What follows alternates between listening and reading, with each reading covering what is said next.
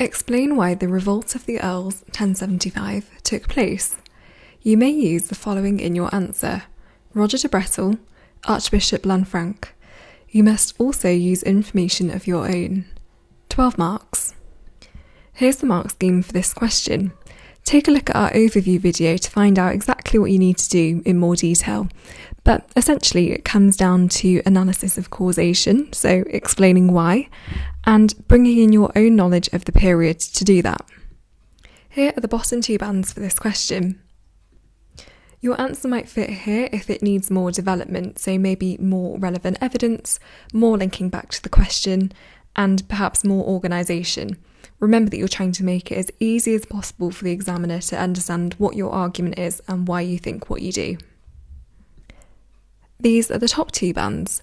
To fit into these bands, you will need to show that you can develop your argument. So you've got evidence which is relevant and linked to the question. You've got a clear line of argument, so the examiner is really clear on what you're trying to say, and you've applied lots of background knowledge to show that you really know what you're talking about. Again, remember to head to the overview videos to find out more about all of this.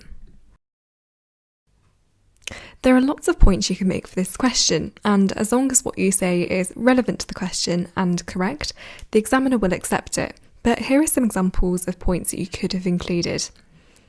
If you want to follow the point evidence explain structure, which is a really good way of developing your argument but keeping it concise, then you could have argued that Roger de Brettel inherited land from his father, William Fitzosborne, who had been trusted with a lot of land across the Welsh border to prevent attack. So they can then expand that a little bit further to say that he was dissatisfied with this because he believed he had not been granted the same degree of authority as his father. And then to explain this in more detail and link it back to the question, you could say that Roger only increased his power by gathering the support of other earls.